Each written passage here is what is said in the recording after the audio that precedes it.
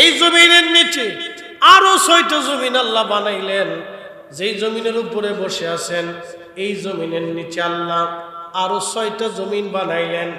যে আসমানের নিচে বসে আছেন আপনি, ওই আসমানের উপরে আল্লাহ আরো 6টা আসমান আল্লাহ বানাইলেন। এই আসমান আর জমিনকে শোনেন, এই আসমান আর জমিনকে আরশে মুআল্লা দিয়ে আমার আল্লাহ একেবারে ঘিরে ধরে রেখেছেন। একসাথে বলা যাবে কি সুবহানাল্লাহ। এই আসমান, এই ভূমণ্ডল এবং নবমণ্ডল, 7 আসমান আর 7 জমিনকে রব্বে কারীমের আরশে মুআল্লা ঘিরে ধরে রেখেছে। এই আরশে মুআল্লা আল্লাহর সৃষ্টি, সে আল্লাহর তাসবিহ পড়ে। পানি আল্লাহর সৃষ্টি, আল্লাহর তাসবিহ পড়ে। মেঘমালা আল্লাহর সৃষ্টি, আল্লাহর তাসবিহ পড়ে। আহা, জমিন আল্লাহর সৃষ্টি, জমিন আল্লাহর তাসবিহ পড়ে। ওই আকাশ আল্লাহর সৃষ্টি, আকাশ আল্লাহর তাসবিহ পড়ে। মাছ আল্লাহর সৃষ্টি, মাছের তাসবিহ পড়ে। পাহাড় আল্লাহর সৃষ্টি, পাহাড় আল্লাহর তাসবিহ পড়ে। পাথর আল্লাহর সৃষ্টি, পাথর আল্লাহর তাসবিহ পড়ে। গাছ তরুলতা পাতা আল্লাহর সৃষ্টি, এরা আল্লাহর তাসবিহ পড়ে। আল্লাহ ডাক দিলেন, আলাম তারা, নবীজি আপনি কি দেখেন না, আন্নাল্লাহ ইয়াসজুদু লাহু মান ফিস সামাওয়াতি ওয়া মান ফিল আরদ। নবী গো, আপনি কি দেখেন না আসমান ও জমিনে, ভূমণ্ডল ও নবমণ্ডলে সব কিছু আমি আল্লাহকে সেজদা দেয়। একবার জোরে বলা যাবে কি মারহাবা। প্রিয় হাবিব, আপনি কি দেখেন না আসমান ও জমিনের ভিতরে যা কিছু আছে সব আমি আল্লাহকে সেজদা দেয়। আশ-শামসু ওয়াল কমারু ওয়ান নুজুমু ওয়াল জিবালু ওয়াশ-শাজারু ওয়াদ-দাওয়াবু ওয়া কাসীরুম মিনান নাস।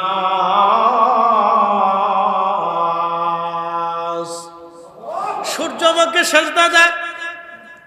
খুব মনোযোগ দিন, সূর্য আমাকে সেজদা দেয়। সূর্য সৃষ্টি হলো কত বছর আগে? সূর্য সৃষ্টি হলো কত বছর আগে? বিজ্ঞান বলতেছে সূর্যের বয়স ট্রিলিয়ন বিলিয়ন কোটি কোটি কোটি কোটি বছর ধরে সূর্য চলমান। একসাথে বলা যাবে না সুবহানাল্লাহ। তার মানে সূর্য এই কোটি কোটি বছর ধরে সূর্য জিকির করে কার? না না, জোরে বলেন কার? তাহলে সূর্য আগে না নবী আগে? সূর্য কি আল্লাহকে আর আগে কি আল্লাহ আল্লাহ মানলো না আমাদের নবী মানলো? কোরআন আল্লাহ বলেন, হুজুর আপনি বলে দেন, ওয়া আনা আউয়ালুল মুসলিমিন। আপনি প্রথম আমি আল্লাহকে আল্লাহ বলে স্বীকার করেছেন।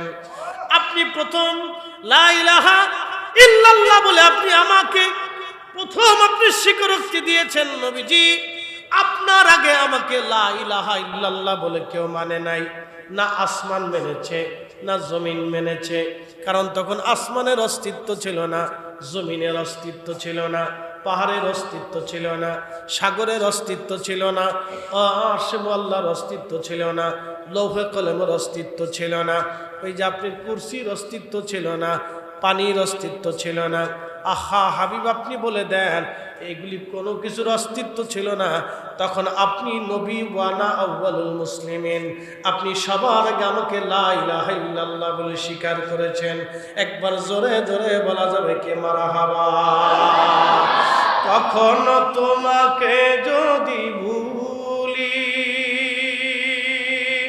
হেদায়েতের আলো জেনে নিয় কাছে তুলি। কখনো তোমাকে যদি ভুলি, হেদায়েতের আলো জেনে নিয় কাছে তুলি। ঠাই দিও প্রিয়তম ওগো মহিয়ান, তুমি রহমান, তুমি মেহেরবান। অন্ধ গাহে না শুধু তোমার গুণগান, বুঝেও বুঝে না তবু শান। তুমি রহমান, তুমি মেহেরবান। মনোযোগ দিয়ে কথাগুলি শুনে যাবেন। প্রিয় উপস্থিতি, সৃষ্টির শ্রেষ্ঠ, সৃষ্টির প্রথম আমাদের নবী, তার বাস্তব প্রমাণ আমি আপনাদেরকে আরো বুঝাই। আহা আহা, খুব ভালো করে শুনে যাবেন। পানি সৃষ্টি করলেন আল্লাহ, পানি সৃষ্টি করার পরে আমার আল্লাহ, এরপরে আমার আল্লাহ সৃষ্টির যাবতীয় সৃষ্টি করবেন। নূরে মুহাম্মাদি তো আগে, সুবহানাল্লাহ বলা যাবে না? নূরে মুহাম্মাদি কি আগে? জোরে বলেন, নূরে মুহাম্মাদি আগে। তারপরে আল্লাহ तमाम সৃষ্টি করবেন। সব সৃষ্টিকে সৃষ্টি করার আগে আল্লাহ পানি সৃষ্টি করলেন। পানি সৃষ্টি করার পরে আমার আল্লাহ আরশে মুআল্লা সৃষ্টি করলেন। আরশে মুআল্লা সৃষ্টি করে আমার আল্লাহ পানির উপরে আরশে মুআল্লা স্থাপন করলেন। সারা সৃষ্টির মধ্যে পানি, পানির উপরে আরশে মুআল্লা, এর ভিতরে আর কিছুই ছিল না তখনও। আল্লাহু আকবার। পানির তরে আরশে মুআল্লা দুলতে লাগলো। আরশে মুআল্লা বলে, রব আমি তো স্থির থাকতে পারি না। ঠিক তখনই আমার আল্লাহ, আমার মালিক আরশে মুআল্লার মধ্যে লিখে দিলেন, লা ইলাহা ইল্লাল্লাহু মুহাম্মাদুর রাসূলুল্লাহ সাল্লাল্লাহু আলাইহি ওয়াসাল্লাম। আরশে মুআল্লার ভিতরে এই কালেমা যখন লিখে দিলেন, ঠিক আরশে মুআল্লা তখন কাঁপাকাঁপি, লড়াচড়া বন্ধ হয়ে গেল, স্থির হয়ে গেল। আরশে মুআল্লা সৃষ্টি করার পরে আল্লাহ কুরসি মোবারক সৃষ্টি করলেন। কুরসি মোবারক সৃষ্টি করার পরে আমার আল্লাহ লৌহ কলম সৃষ্টি করলেন। লৌহ কলম সৃষ্টি করার পরে আমার আল্লাহ আসমান জমিন সৃষ্টি করলেন। আসমান জমিন সৃষ্টি করার পরে আমার আল্লাহ ফেরেশতা মণ্ডলী সৃষ্টি করলেন। লৌহ কলমকে বললেন, কলম তুমি লেখো। কলম বলে, ইয়া রব কি লিখবো আমি কি লিখবো? আল্লাহ বলেন, উকতুব মাকাদিরাল খালক, সৃষ্টির তাকদীর তুমি লিখতে থাকো। একসাথে বলা যাবে কি মারহাবা? এই জন্য আমাদের সৃষ্টি করার 50,000 বছর আগে আমার রব আমাদের তকদির সৃষ্টি করেছেন। শুধু আমাদের তকদির না, পশু পাখির তকদির সৃষ্টি করেছেন, সূর্যের তকদির সৃষ্টি করেছেন, পাহাড়ের তকদির সৃষ্টি করেছেন, গাছপালার তকদির সৃষ্টি করেছেন।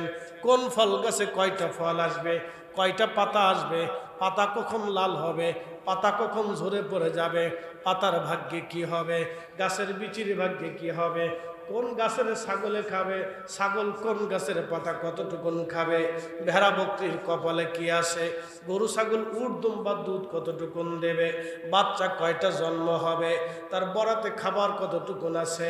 সৃষ্টি করার 50,000 বছর আগে আল্লাহ তকদির লিখলেন। তকদির লিখতে লাগলো কে? তার নাম কলম। আল্লাহ বলেন, কলম তুমি লেখো। বলি, ইয়া রব কি লিখবো? উকতুব মাকাদিরাল খালক, সৃষ্টির তকদির তুমি লিখতে থাকো। তারও আগে আমাদের নবী, চিৎকার করে কন্যা মারহাবা। তৌহিদেরই মুর্শিদ আমার মুহাম্মাদের নাম, মুর্শিদ মুহাম্মাদের নাম। ওই নাম জপলি বুঝতেই পারি, ওই নাম জপলে বুঝতেই পারি, খুদারি কালাম মুর্শিদ মুহাম্মাদের নাম। সালাতুন ইয়া রাসূলুল্লাহ,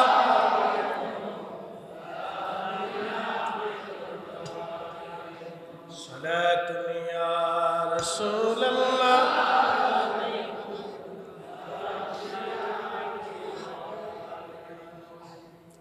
প্রিয় উপস্থিতি, মনোযোগ দিবেন। আল্লাহ আমার মালিক, আমার রব, আমার আল্লাহ ফেরেশতা যদি সৃষ্টি করলেন, ফেরেশতাদেরকে আমার আল্লাহ বানাইলেন। ফেরেশতারা কি শুরু করলো? ফেরেশতারা আল্লাহর তাসবিহ শুরু করলো, ফেরেশতারা আল্লাহর জিকির শুরু করলো। তাম সৃষ্টির মধ্যে যত ফেরেশতা আছে সবাই আল্লাহর জিকির করলো। বলেন, ফেরেশতা আগে না নবী আগে? না না, জোরে বলেন, ফেরেশতা আগে না নবী আগে? ফেরেশতারা কি আল্লাহকে আল্লাহ বলে আগে স্বীকার করেছে, না আমাদের নবী আল্লাহকে আল্লাহ বলে আগে স্বীকার করেছে? এই জন্য আল্লাহ কোরআনে বলেন, হুজুর আপনি বলে দেন, ওয়া আনা আউয়ালুল মুসলিমিন,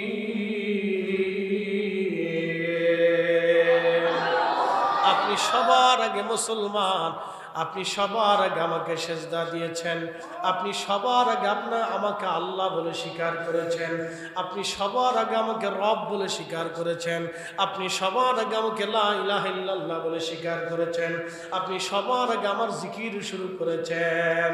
একসাথে বলেন আল্লাহু আকবার। প্রিয় উপস্থিতি, মনোযোগ দিবেন। শেষ কিন্তু এইখানে না। ফেরেশতা জাতি আল্লাহ সৃষ্টি করলেন, ফেরেশতা জাতি সৃষ্টি করার পরে আমার রব রোজে আজল তৈরি করলেন। রোজে আজলটা কি? সব নবীরা, যত নবী দুনিয়াতে আসবে সব নবীদেরকে আল্লাহ সৃষ্টি করলেন। যত নবী দুনিয়াতে আসবে, আল্লামা ইমাম মোল্লা আলী গারি মাক্কি তিনি তিনার শরহে ফিকুল আকবরের মধ্যে লেখেন 2,24,000 নবী রাসূল দুনিয়াতে আসছে।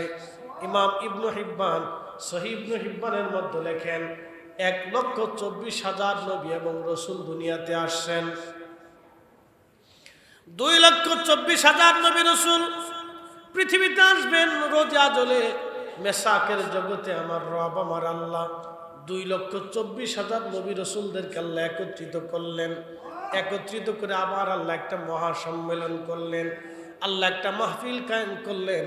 এই মাহফিলের মধ্যে বক্তা হলো আল্লাহ, শ্রোতা হলো নবীরা, উদ্দেশ্য আমার নবী রাহমাতুল লিল আলামিন।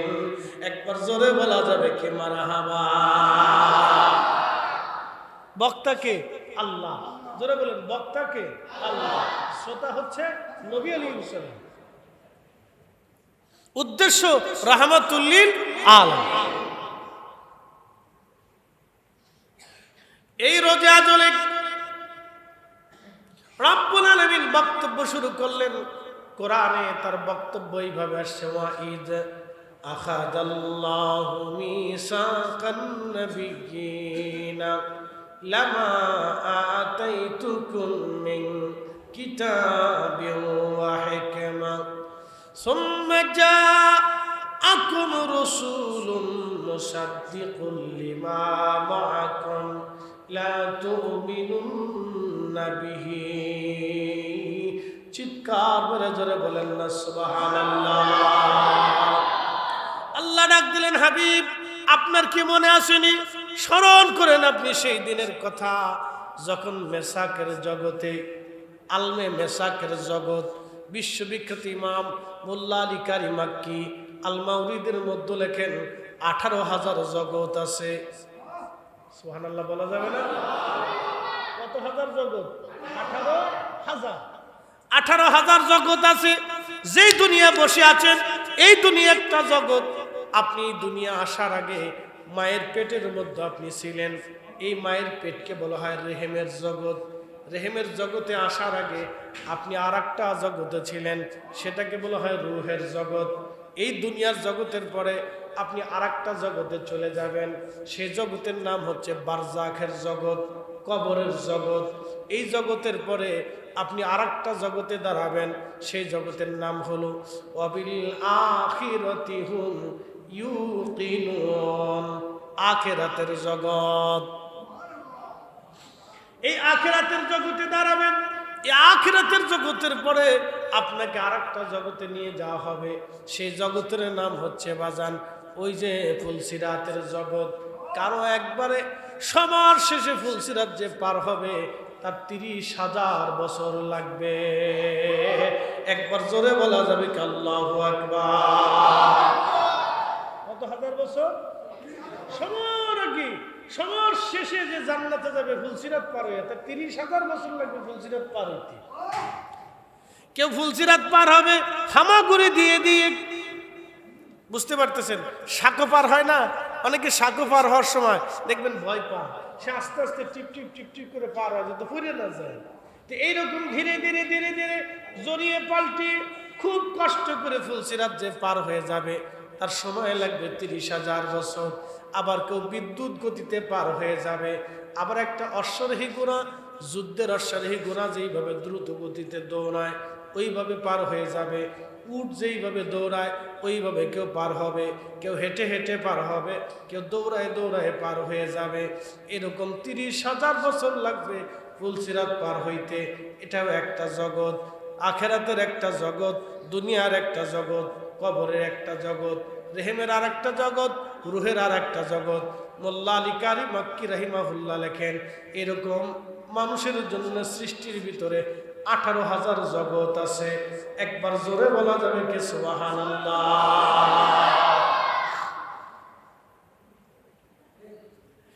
আলমে মেসাকের আরেকটা জগৎ,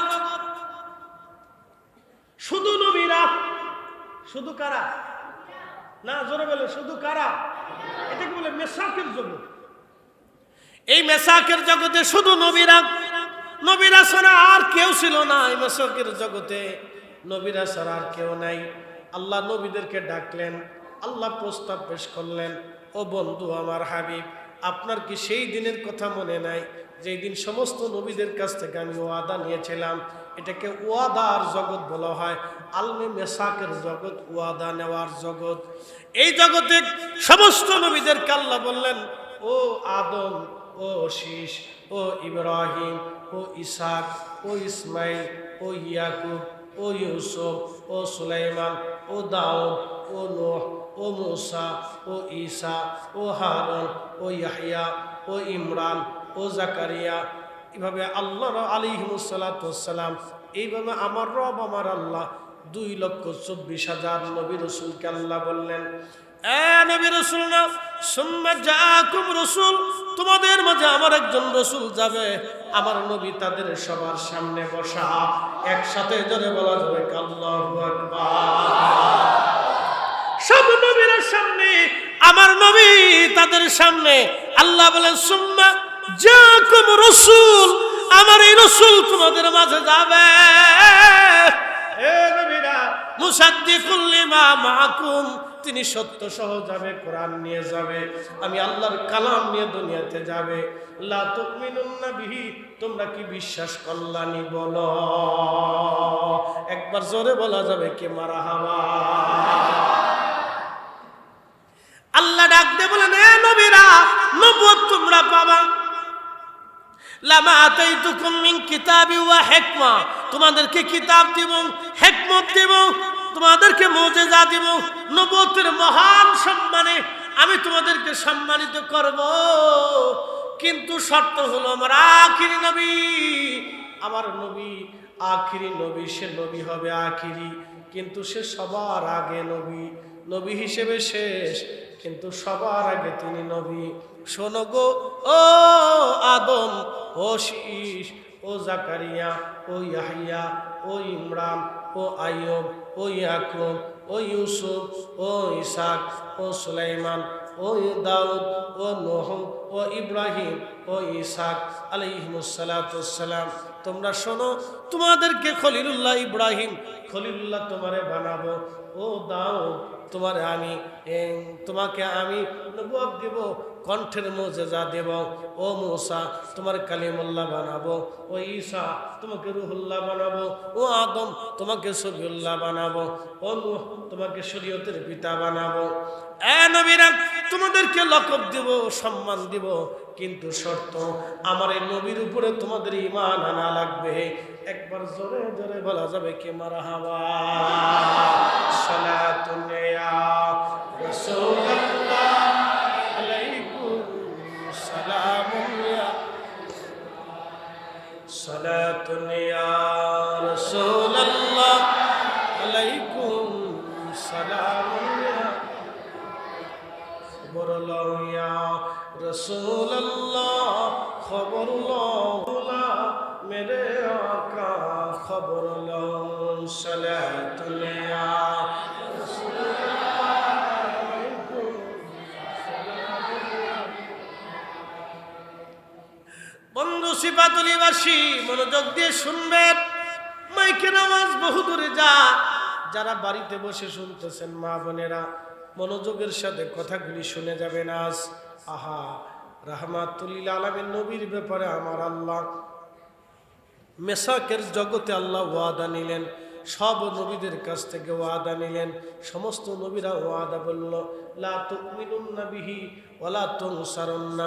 আল্লাহ বললেন, ঈমান তো আনবাই, শুধু ঈমান আনলেই চলবে না, যদি তোমাদের জমানাতে আমি আমার এই নবীকে পাঠাইয়া দেই, তাহলে তোমরা একটা শর্ত শুনে নাও। আমার এই নবী তোমাদের জমানার ভিতরে যদি চলে যায়, আমি আল্লাহ যদি পাঠাই দেই, তাহলে তোমাদের নবুয়ত খাতেম হয়ে যাবে, আমার এই নবীর নবুয়ত চালু হয়ে যাবে। তখন তোমরা নবীগিরি বাদ দিয়া আমার এই নবীর কাছে বায়াত নিবা, আমার নবীর সাহাবী হয়ে যাবা, আমার নবীরে তোমরা সাহায্য করবা। একবার জোরে বলা যাবে কি মারহাবা? কথা বোঝা যায়? শর্ত কিন্তু খুব মারাত্মক। এই আজকের সভাপতি যদি যখন আসবে, তখন আমার বেলু শেষ। কি কথা কর নাকি? ঠিক আছে না? সভাপতি আসলে আমার কি শেষ? বেলু শেষ। বলে কারণ কি? সভাপতি দোয়া করবেন, তিনি আজকের প্রধান, তিনি দোয়াগীর, তিনি দোয়া করবেন। তিনি দোয়া করার কারণে আমার বক্তব্য কি হয়ে যাবে? খাতেম হয়ে যাবে। আমি তার সাথে দোয়ার শরীক হয়ে যাব। প্রিন্সিপাল সাহেব হুজুর আসলেই আমি দোয়া করে দিব। তো ঠিক নবী হচ্ছেন সমস্ত নবীদের সভাপতি। আল্লাহ বললেন, এ দাউদ, এ ঈসা, এ মূসা, হে হারুন, এ আমার নবী আলাইহিস সালাম, তোমরা শোনো, তোমাদের জমানাতে যদি আমি এই নবী পাঠাই দেই, তাহলে তোমরা তোমাদের নবুয়ত খাতিম করে দিবা, বাতিল করে দিয়া আমার এই নবীর কাছে বায়াত নিবা, বায়াত নিয়া আমার নবীর সাহাবী হয়ে যাবা, সাহাবী হইয়া সর্বাত্মক সহযোগিতা আমার এই নবীকে করবা। যদি ওয়াদা করো তো নবুয়ত পাবা, যদি না করো তো চলে যাও। একসাথে বলো।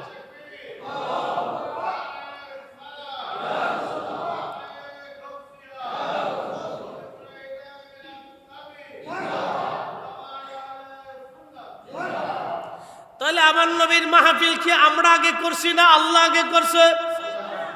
নবীজির প্রশংসা কি আমরা আগে করছি না আল্লাহ আগে করছে? নবীজির এই প্রশংসার মাহফিল কি আমরা চালু করছি না আল্লাহ চালু করছে? তাহলে আমরা যদি বেদাতি হই, তাহলে আল্লাহ হলো প্রধান। কি কইতাম, পাগল দেশে তো কম নাই। তো এদেরকে কেমনে বুঝাইতাম? আল্লাহ তাদের হেদায়েত দিকে আমরা দোয়া করি। কথা বলে ঠিক কিনা? যারা বুঝে না আল্লাহ তাদের বুঝ দি। আল্লাহু আকবার। দেখেন আল্লাহর কত শান, আল্লাহ কত মহান। সে মহান রব, তার মহান রসুলের জন্য আল্লাহ রোজে আজলে একটা মেসাকের জগতই আলাদা করে দিয়েছে। প্রিয় উপস্থিতি, খুব মনোযোগ দিয়ে শুনবেন। আল্লাহু আকবার, আল্লাহু আকবার। রোজে আজলে মেসাকের জগতে ওয়াদা হয়ে গেল। আমার রব, আমার আল্লাহ দুনিয়াতে একটা জাতি পাঠাইলেন। এ জাতির নাম জিন জাতি। জাতির নাম কি? জিন। আমাদের আগে পৃথিবী শাসন করত জিনেরা। খুব মনোযোগ দিবেন। আমাদের আগে পৃথিবী শাসন করত জিন জাতি। জিন জাতির আদি পিতার নাম তারান্নুস। হায়াত পেয়েছিল ৬০,০০০ বছর। তার উপাধি হলো আবুল জিন, জিন জাতির বাবা। আল্লাহ বলেন, খলাকল ওয়া খলাকাল জান্না মিন মারিজিন মিন নার।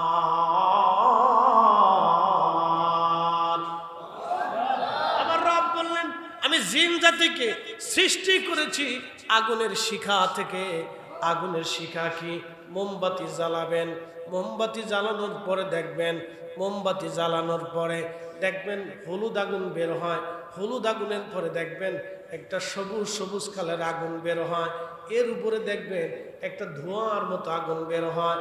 ওই ধোঁয়া থেকে আল্লাহ জিন জাতি তৈরি করেছেন বিদায় আমরা সাধারণত জিন দেখতে পাই না।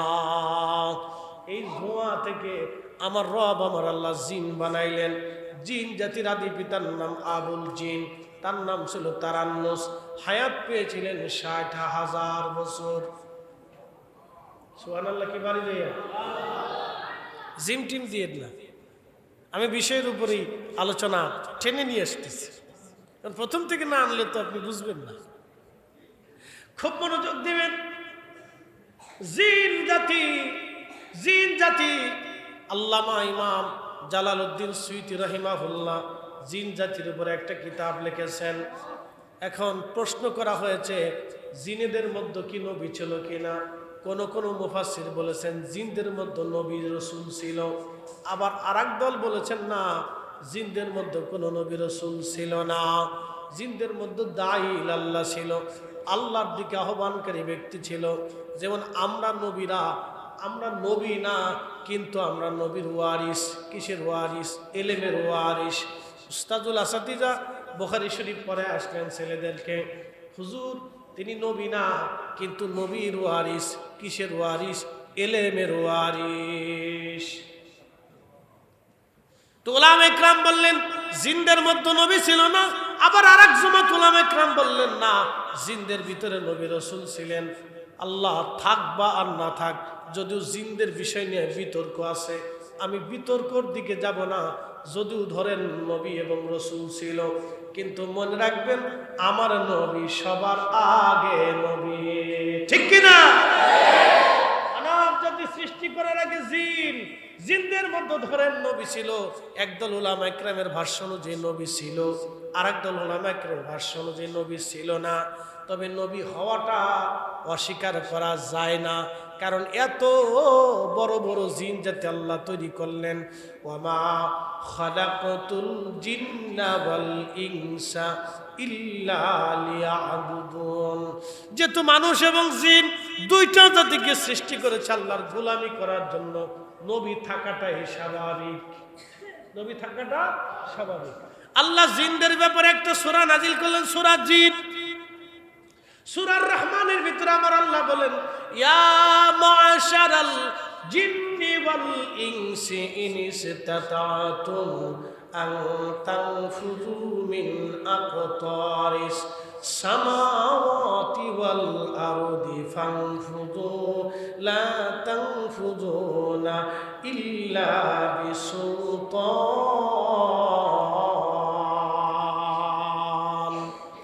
ইয়া মাশারাল জিন, হে জিন জাতিরা, ওয়াল ইনস, হে মানব জাতিরা, আমি আল্লাহর সালতানাত ব্যতীত, আমি আল্লাহর সাম্রাজ্য ব্যতীত, আমি আল্লাহর দেওয়া ভূমণ্ডল ভূখণ্ড ব্যতীত তোমরা যদি অন্য কোথাও জায়গা পাও, তো তোমরা চেষ্টা করে দেখো আমি আল্লাহর সাম্রাজ্যের বাহিরে যেতে পারো কিনা।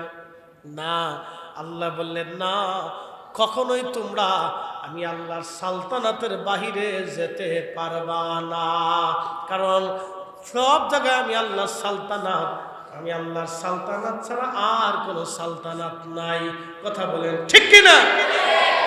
জিনদের ভিতরে নবী থাকাটা স্বাভাবিক হতেও পারে, কিন্তু মনে রাখবেন মানব জাতি সৃষ্টি করার আগে, কোটি কোটি বছর আগে জিন জাতি সৃষ্টি করেছে।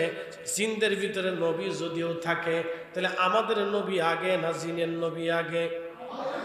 না না, হয় না, আরো জোরে বলেন।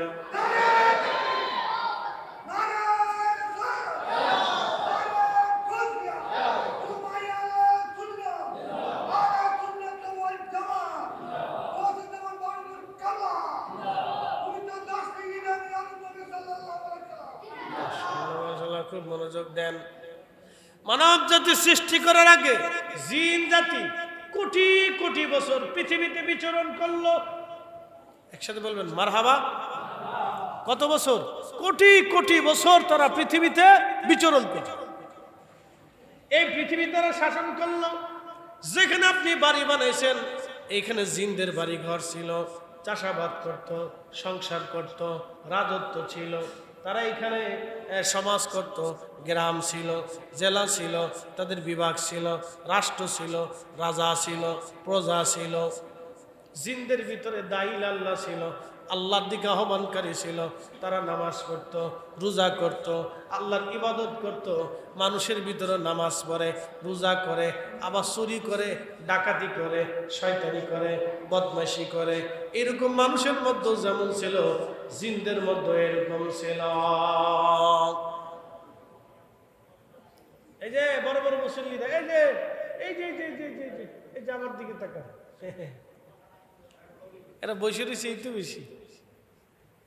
এদেরকে একে বসায় রাখা যায়? একে বসে থাকে বয়স, বাপরে বাপ, এই বয়সে তুফান উঠে ফেলে, তুফান তুফান। এই সব কয়জন যদি পুকুরে নামাই দেওয়া যায়, তো পুকুর চিন্তা করবে যে আমি আজকে শেষ।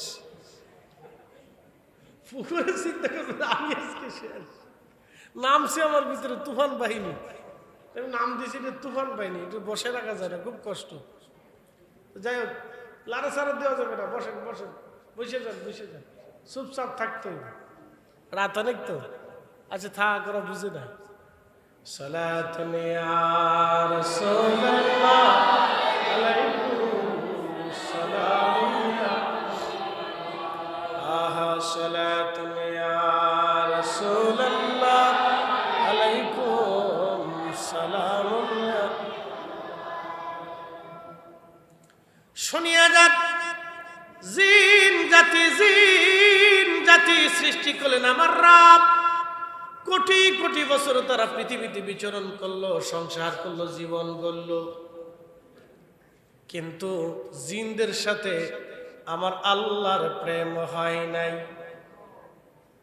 জিনদের সাথে আল্লাহর কি হয় নাই? প্রেম হয় নাই।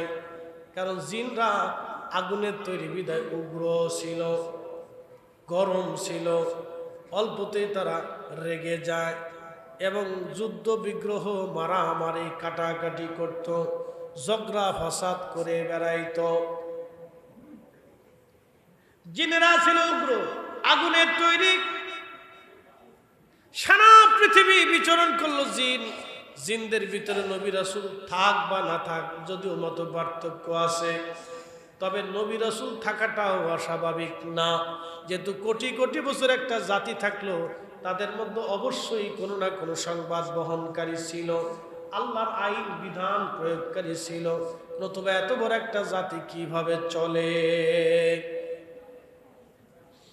খুব মনোযোগ দিয়ে জিনদের আগে আমার নবী, একসাথে বলবেন না আল্লাহু আকবার। এই জন্য আলা হযরত রাহিমাহুল্লাহ লেখছেন, সবসে আলা আলা নবী, সবসে আলা নবী, সবসে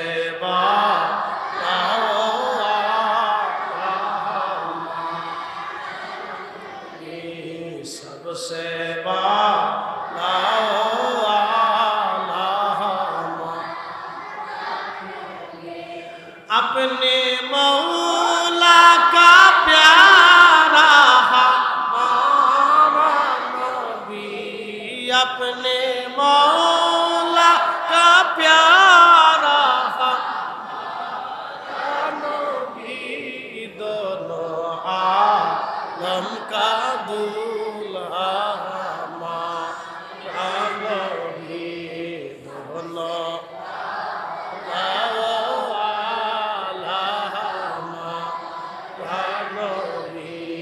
सबसे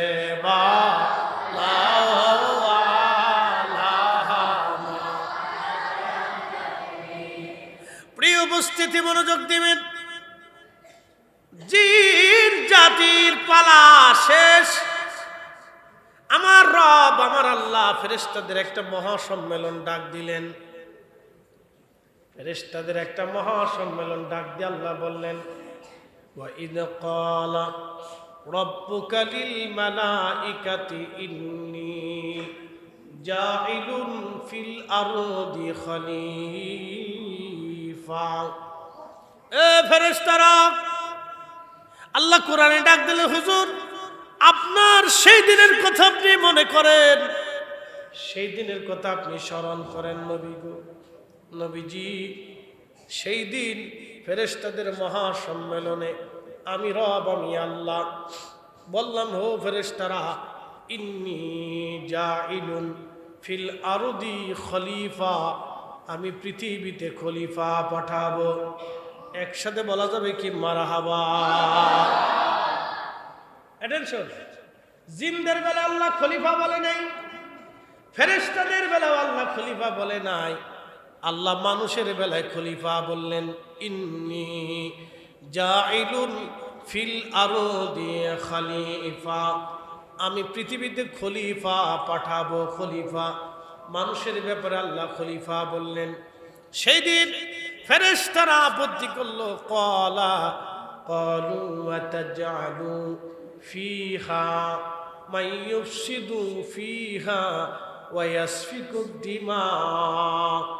সেই দিন সমস্ত ফেরেশতারা বলে, ইয়া রব, আপনি কি এমন জাতি দুনিয়ার মধ্যে পাঠাবেন যারা পূর্বতন জিন জাতির মতো মারামারি কাটাকাটি ফাসাদ করবে, ঝগড়া করবে, অশান্তি বিশৃঙ্খলা করবে, মারামারি করবে, কাটাকাটি করবে। দেখেন তো বর্তমান বাংলাদেশে কি মারামারি। কালকে চট্টগ্রামে ইউনিভার্সিটি আর এলাকাবাসীর বিরাট বড় মারামারি। বাজান রে, সারা বাংলাদেশে এখানে মারামারি, সেখানে মারামারি, এখানে গুতাগুতি, সেখানে গুতাগুতি। মুসল্লিরা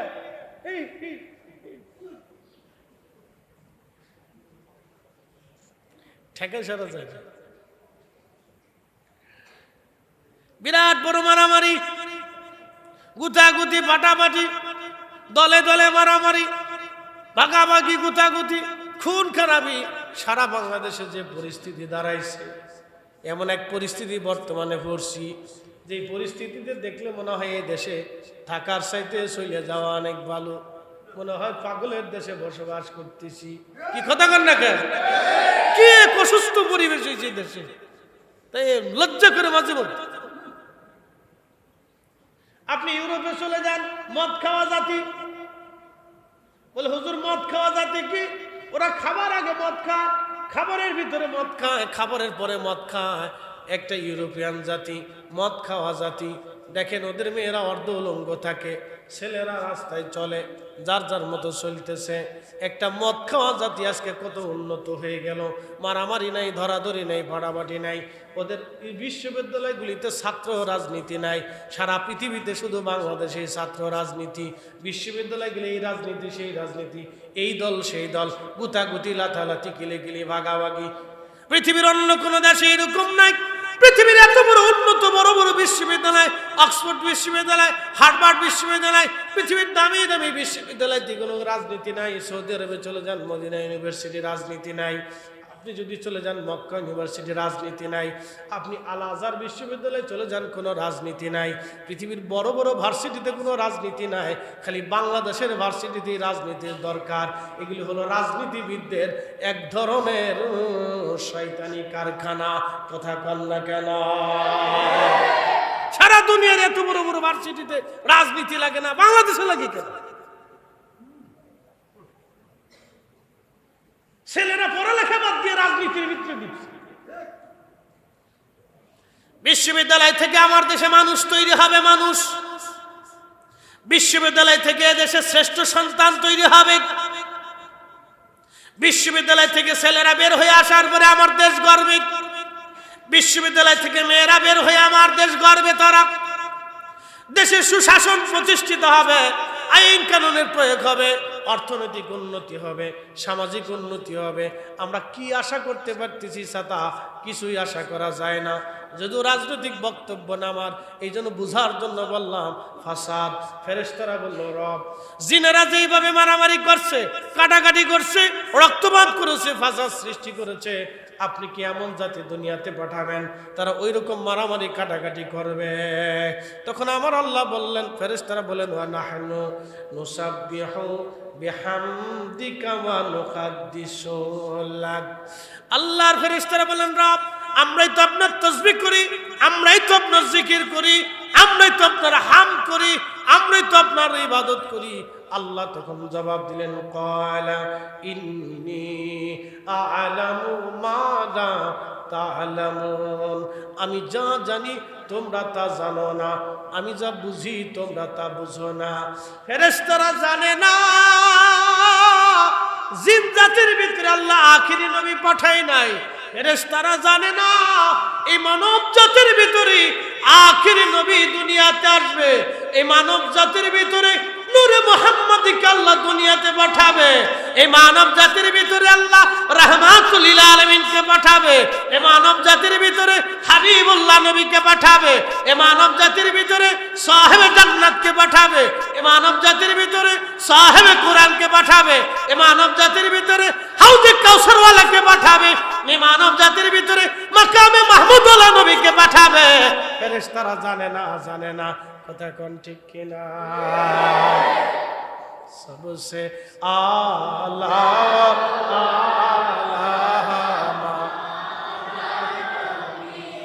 सबसे बाला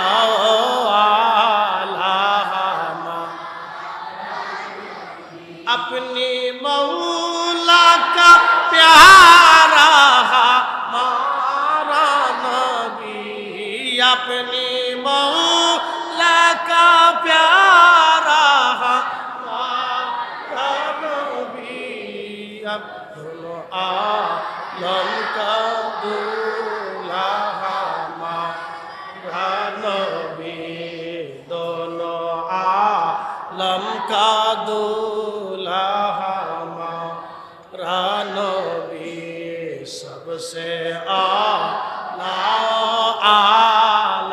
हमारा नबी सबसे बाला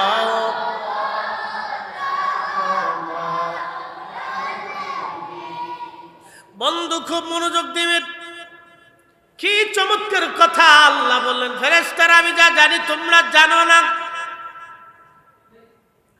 এই জন্য জিন জাতির ভিতরে আখিরি নবী নাই ফেরেশতাদের মধ্যে আখিরি নবী নাই অন্য কোন জাতির মধ্যে আখিরি নবী নাই শুধু আখিরি নবী শ্রেষ্ঠ নবীকে আল্লাহ মানুষের মধ্যে পাঠাইলেন এজন্য মানুষের দাম বাড়ছে আল্লাহর কসম করে বলি ওয়াল্লাহি বিল্লাহি তাল্লাহি হে সিফাতুল বসি মানব জাতির ভিতরে যদি নূরে মুহাম্মদ না আসতো তাহলে মানব জাতির 4 পয়সাও দাম ছিল না কথা বুঝেন নাই মনে হয় যদি মানব জাতির ভিতরে আখেরি নবী না আসতো এই মানব জাতির 4 পয়সাও মূল্য ছিল না 4 পয়সাও দাম ছিল না 4 পয়সাও কোনো মূল্য ছিল না কারণ ফেরেশতারা যে ভেটু দিয়েছিল সেই ভেটুর বাস্তবতা দেখেন আপনি বর্তমান বাংলাদেশ জায়গায় জায়গায় মারামারি গুতাগুতি লাথালাতি কিলেকিলি স্বাধীনতা থেকে শুরু হইল এই পর্যন্ত আর মারামারি থামল না গুতাগুতি থামল না ক্ষমতাওয়ালাদের ক্ষমতা নিয়ে পারাপারি থামল না কবে থামলে আমরা তাও জানি না এজন্য এটা ওলি আল্লাহর জমিন ওলি আল্লাহদের হাতেই জমিন নিরাপদ আহলে সুন্নাত ওয়াল জামাতের হাতেই জমিন নিরাপদ কথা কোন ঠিক কিনা ওলি আল্লাহদের জমিন এদের হাতে জমিন নিরাপদ এদের হাতেই জমিন নিরাপদ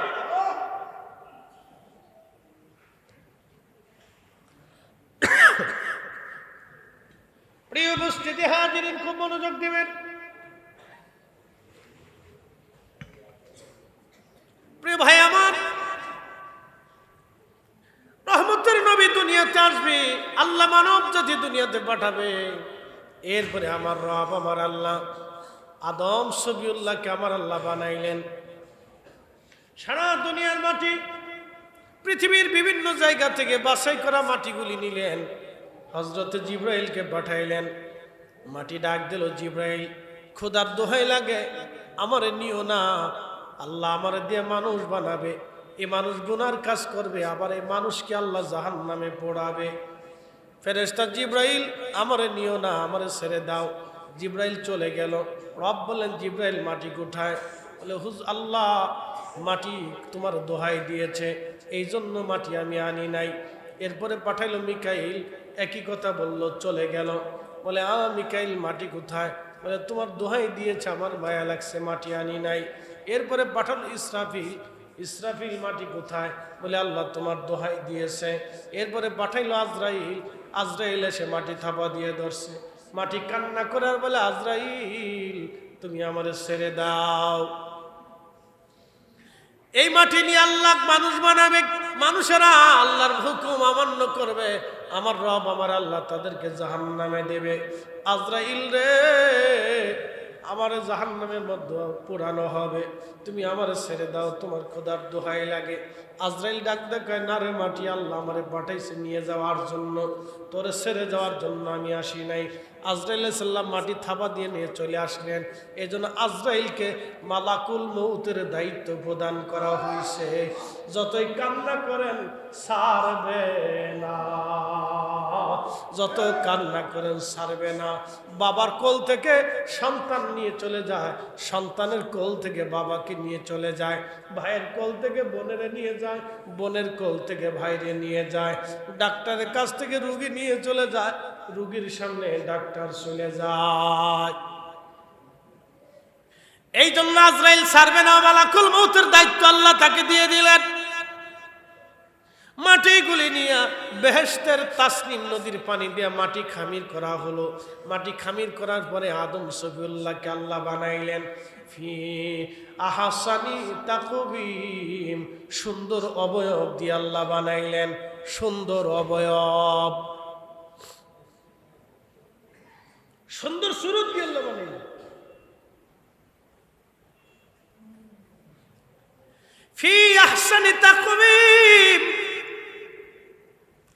লাকাদ খালাকনাল ইনসানা ফি আহসানি তাকবীম, সুন্দর সুরত দিয়ে অবয়ব দিয়ে আল্লাহ বানাইলেন।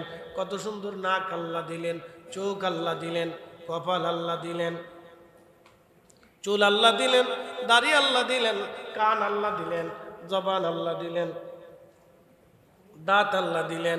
আচ্ছা বলেন তো, মানুষের নাক যদি কুত্তার নাকের মতো হইতো তাহলে কেমন হইতো?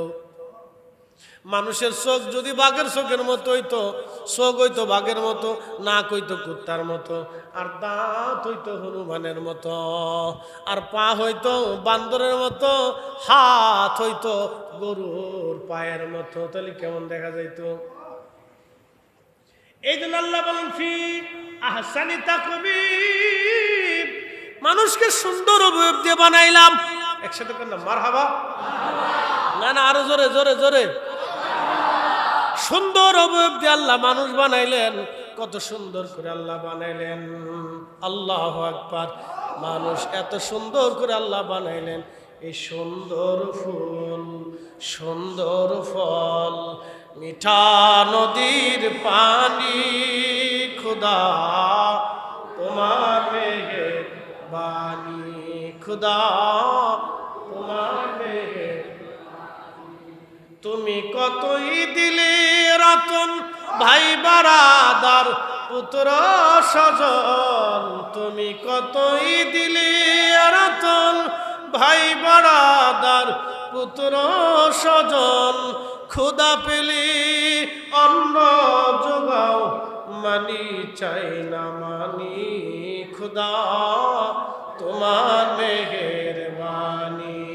সুন্দর ফুল, সুন্দর ফল, মিঠা নদীর পানি, খুদা তোমার মেহেরবানি। সুন্দর অবয়ব দিয়ে আদম সফিউল্লাহকে আল্লাহ তৈরি করলেন, মাটি দিয়ে সুন্দর করে খামির বানায়া একেবারে অবয়ব দিয়ে আল্লাহ জান্নাতে রাখলেন 40 বছর। সুবহানাল্লাহ বলা যাবে না? কত বছর? 40 বছর ধরে আল্লাহ দাঁড়া করায় রাখলেন। জীবন ছিল না, লড়াচড়া ছিল না, মাটি দিয়ে আল্লাহ সুন্দর করে খোলস বানাইয়া 40 বছর দাঁড়া করাইয়া জান্নাতের মধ্যে আল্লাহ শুকাইতে লাগলেন। 40 বছর পর্যন্ত শুকাইলেন, 40 বছর পর্যন্ত শুকাইলেন। শুকানোর পরে আমার আল্লাহ রুহু নামক ইঞ্জিনখানা আদম সফিউল্লাহর বডির ভিতরে আল্লাহ ফুকাই দিলেন। রুহু দেওয়ার পরে ফিরে চলে আসলো। রুহু ডাক দিল আল্লাহ, আল্লাহ ডাক দিল, কিরে রুহু ফিরে চলে আসলি কেন? রুহু বললেন, ইয়া রব, এমন একটা জায়গা পাঠাইলা খালি অন্ধকার, এখানে কোনো নূর নাই, নূর নাই। কি নাই? না না, জোরে বলেন কি নাই? না, জোরে বলেন কি নাই? নূর নাই। এমন একটা জায়গায় পাঠাইছেন, নূর নাই। আল্লামা মোল্লা আলী কারি মাক্কি আল মাউরিদের মধ্যে তিনি লেখেন, ঠিক তখনই নূরে মুহাম্মাদি, আহা জোরে কন্যা মারহাবা, নূরে মুহাম্মাদি আদম সফিউল্লাহর পেশানিতে পবিত্র সুলবে আল্লাহ স্থাপন করে দিলেন। যখন নূরে মুহাম্মাদি গেল, তখন আদম সফিউল্লাহর দেহে নূর আসলো। এই জন্য আল্লাহ বলেন, কদ জাআকুম মিনাল্লাহি নূরুন ওয়া কিতাবুন মুবিন।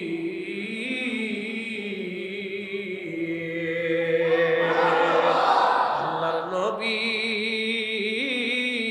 নূরের নবী গো, আপনি নবী আমার জীবনের জীবন। ঠিক কিনা? এ ছোট ছোট মুসল্লিরা ঘুম আসলে ঘুমাই পড়ো, অসুবিধা, শুয়ে পড়ো, শুয়ে পড়ো, দুষ্টুমি করো না।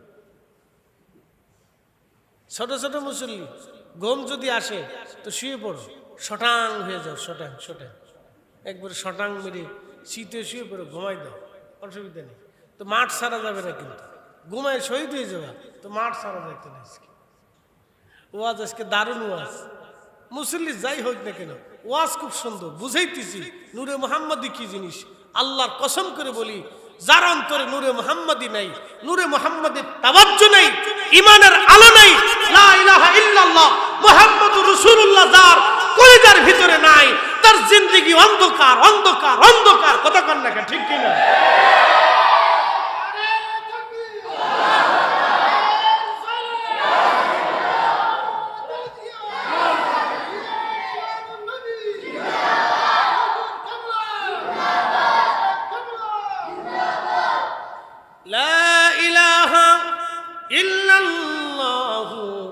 মুহাম্মাদুর রাসূলুল্লাহ সাল্লাল্লাহু আলাইহি ওয়াসাল্লাম। এই কালেমার নূর যার নাই, এই কালেমার নূর যার ভিতরে নাই, সে অন্ধকার, তার কিছুই নাই, সে নাপাক। কথা কন না কেন? সে কি নাপাক? জোরে বলে সে কি, জোরে বলে সে কি? ইন্নামাল মুশরিকুনা নাজাসুন, কোরআনে আল্লাহ বললেন নিশ্চয় মুশরিকরা, যারা আল্লাহকে অস্বীকার করে, আল্লাহর নবী যারা মানে না, তারা নাপাক, তারা নাপাক। যারা আল্লাহর নবী মানে তারা পাক, পাক হইল নবীর কারণে। কথা কন্যাকে ঠিক কিনা? আমার রাসূলের কারণে পাক, কালেমার কারণে পাক, ঈমানের কারণে পাক, ঈমানের কারণে পাক। তার অর্থ হলো আদম শফিউল্লাহর আল্লাহ বানাইলেন, কিন্তু নূরে মুহাম্মাদী নাই। রূহ যায় বলল আল্লাহ কোথায় পাঠাইলেন? শুধু অন্ধকার আর অন্ধকার, এখানে তো কোনো আলো নাই। এখানে কি নাই? আমার দিকে, আমার দিকে। আদম শফিউল্লাহর বডির ভিতরে তখন আল্লাহ মাটি দিয়ে খামির করে এটি স্ট্রাকচার তৈরি করছে, এটি স্ট্রাকচার তৈরি করছে। আমাদের দেশে যে মাটি দিয়ে পুতুল বানাই না, বানাই কি না? তো এইরকম আল্লাহ মাটি দিয়ে সুন্দর করে আদম শফিউল্লাহর স্ট্রাকচার তৈরি করে দাঁড়া করে রাখছে। তো রুহ মুবারক দেওয়ার পরে রুহ ফিরে এসে আল্লাহ কোথায় পাঠাইছে? না তো অন্ধকার, কিচ্ছু নেই তো ভিতরে। কারণ তখনও আদম শফিউল্লাহর ভিতরে কিছু নেই। বলে কেন নাই? নূরে মুহাম্মাদী নেই। কথা কন না, ঠিক কিনা? তো নূরে মুহাম্মাদী যার অন্তরে নাই, ঈমানের নূর যার নাই, সে তো অন্ধকার, তার তো কিচ্ছু নাই, সে নাপাক। আমি বলি নাই, আল্লাহ বলে দিয়েছে। কথা ঠিক কিনা? বুঝতে হবে এর হাকিকত, মারিফত, ভেদ।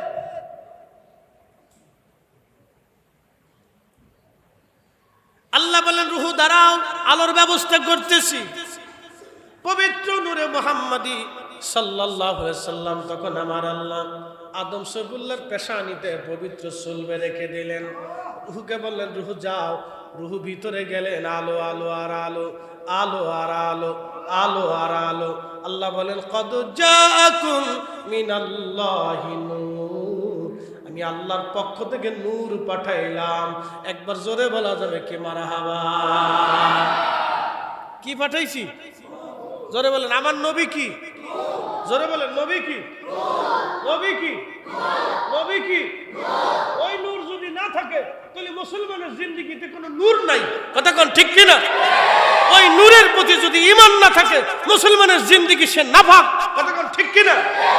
ওই নূরের প্রতি যদি মহব্বত না থাকে মুসলমানের কোনো ঈমানের নূর নাই। কথা কোন ঠিক কিনা? মনে রাখবেন এটা, উনি সর্বদিকে নূর, ঈমানে নূর, আমলে নূর, বিশ্বাসে নূর, বাস্তবে নূর। কথা বুঝাইতে পারছি নি আপনাকে? ওরা খালি কবে নবী ঈমানের নূর, শুধু ঈমানের নূর না, উনি ঈমানের নূর, দেহেরও নূর, ঈমানের নূর, দেহের নূর, চোখের নূর, আকীদার নূর, ভালোবাসার নূর, আল্লাহ পাওয়ার নূর, জান্নাত পাওয়ার নূর, মুক্তি পাওয়ার নূর। এই নূর যদি না থাকে মানুষের জীবনে কিছুই নাই। বুঝাইতে পারছি নি আপনাদেরকে? নাম কি? নূরে মুহাম্মাদি। যারা বলেন নূরে মুহাম্মাদি সাল্লাল্লাহু আলাইহি ওয়াসাল্লাম। আল্লাহর নবী নূরের নবীও আপনি নবী আমার জীবনের জীবন। আল্লাহর নবী নূরের নবীও আপনি নবী আমার জীবনের জীবন। আপনি আমার জীবন সাথী, অন্ধকার কবরের বাতি, আপনি সারা বাসে না জীবন। আল্লাহর নবী নূরের নবীও আপনি নবী আমার জীবনের জীবন।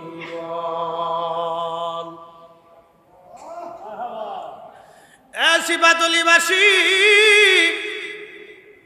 আদম শফিউল্লাহর পবিত্র চুলবে নূরে মুহাম্মাদি। আহা কি চমৎকার, কত সুন্দর।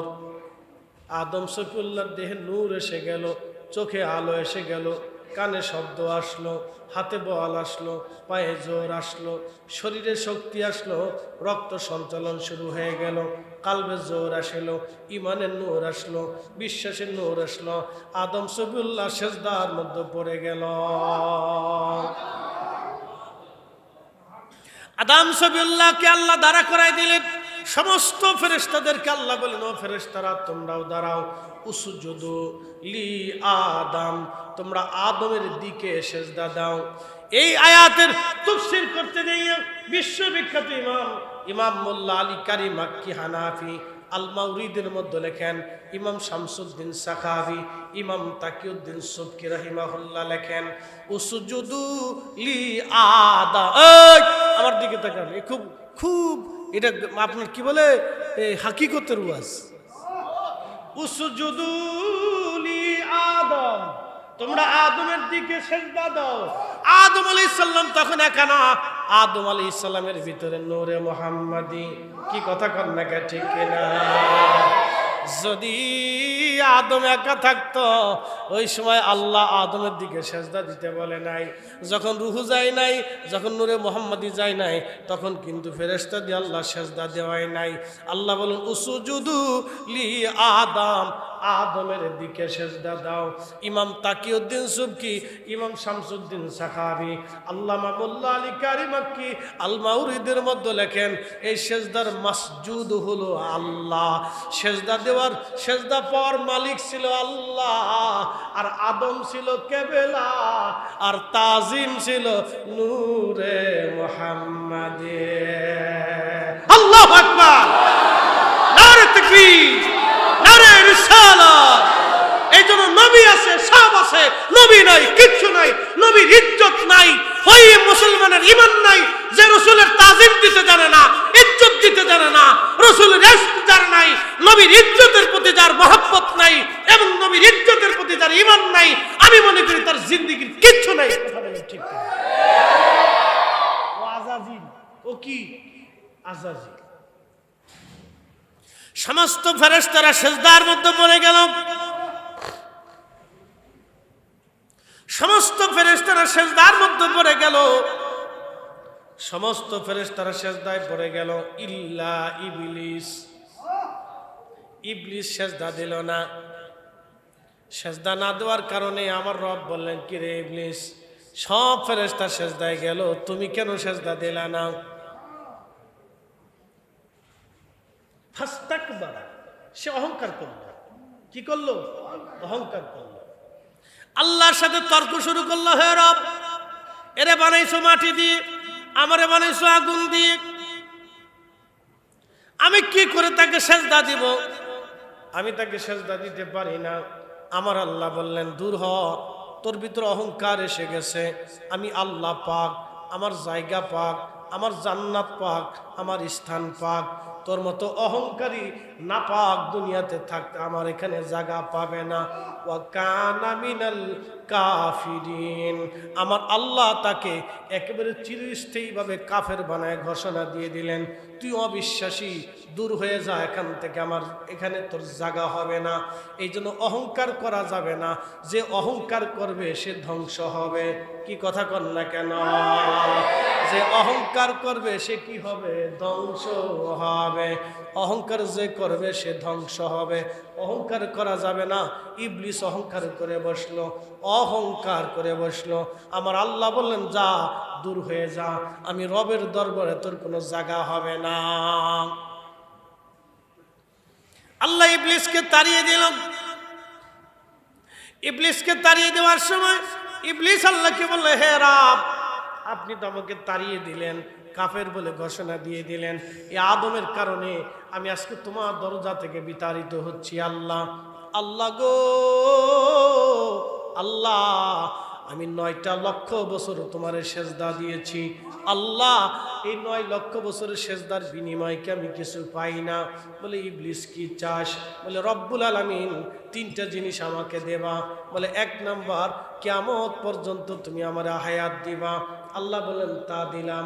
আর কি চাস? বলে, রব্বুল আলামিন তামাম পৃথিবী তাসাররুফ করব, ঘুরে আসব, এক চোখের পলকে তামাম সৃষ্টি ঘুরে আসার মতো শক্তি তুমি আমাকে দেবা। আল্লাহ বলেন, তাও দিলাম। আর কি চাস? বলে, রব্বুল আলামিন বান্দার রক্তের শিরার ভিতর দিয়ে আমাকে ঢুকিয়া বান্দার কাল পর্যন্ত আসার শক্তি আমাকে দেবা। বলে, তাও দিলাম। কি করবি? বলে, রব্বুল আলামিন তোমার বান্দার রক্তের শিরার ভিতর দিয়ে ঢুকে আমি কালবের এখানে বৈশা তাকে ধোঁকা দিতে থাকবো। আমি তাকে নামাজ থেকে সরাবো, রোজা থেকে সরাবো, ইমান থেকে সরাবো, আমি তাকে ধোঁকা দিয়ে দিয়ে গুনাহ করাবো। আল্লাহ, তোর ইজ্জত জালালের কসম করে বলতেছি, রব, আমি ইবলিস তোর একটা বান্দাকেও জাহান্নাম থেকে বাঁচতে দেব না। আমি তোর প্রত্যেকটা বান্দাকে গুনাহ করাবো, গুনাহ করাইয়া জাহান্নামে পাঠাবো। আল্লাহ ডাক দিয়ে বলেন, এই ইবলিস, তুই আমার ইজ্জত জালালের কসম করে আমি রব বলতেছি, আমার বান্দারে তুই গুনাহ করাবি, আর আমার বান্দা গুনাহ করার পরে যখন তওবা করে আমার কাছে মাফ চাবে, মাফ চাইতে দেরি হবে, আমি আল্লাহ মাফ করতে দেরি করব না।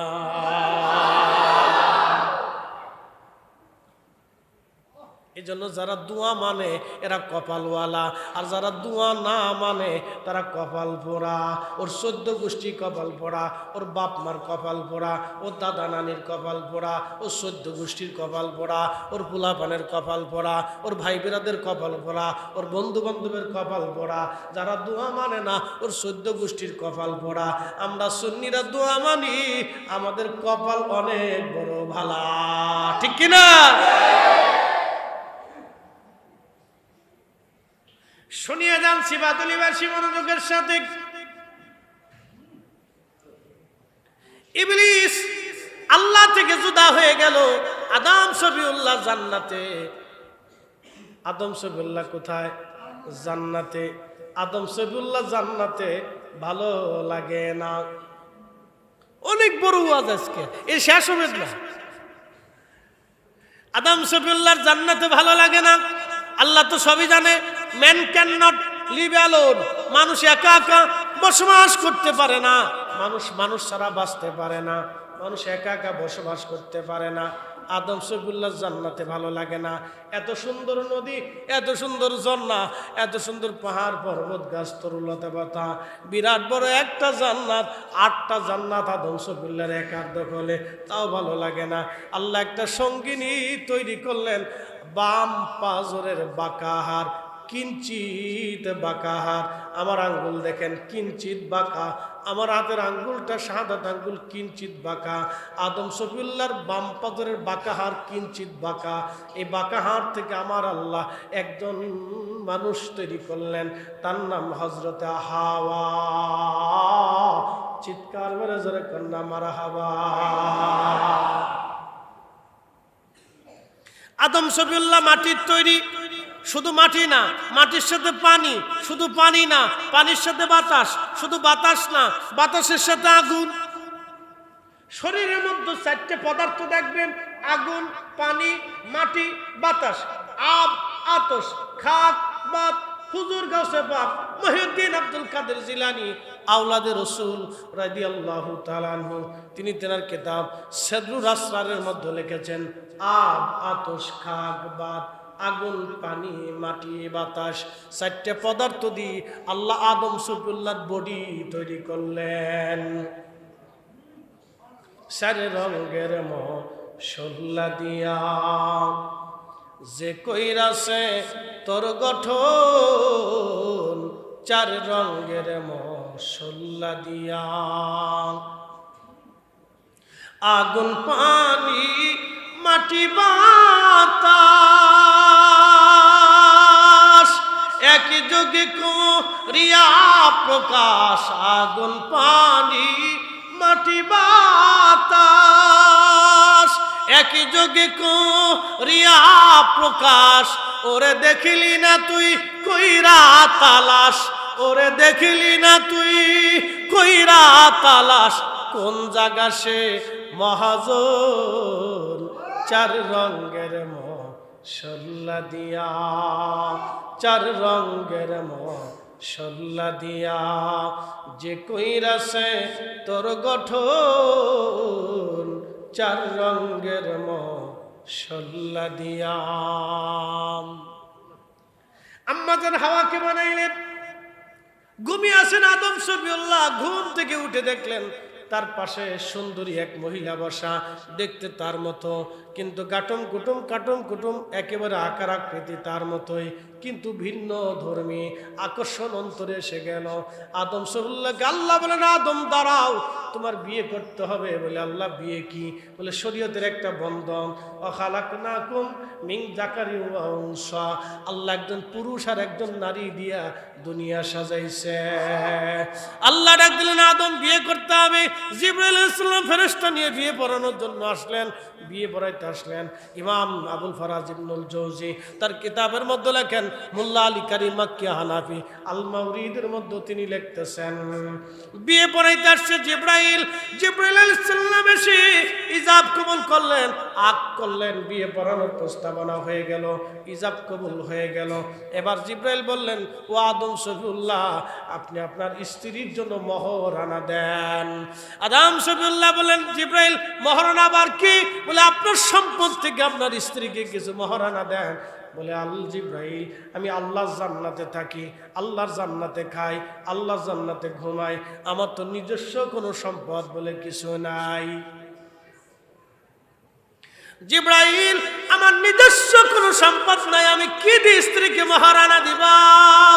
আরে তাকবীর, নারে রিসালাত, আলে সুন্নাত ওয়াল জামাত, সভাপতি সাহেবের আগমন, পীর সাহেব হুজুর কিবলার আগমন, অধ্যক্ষ হুজুরের আগমন, নারে তাকবীর।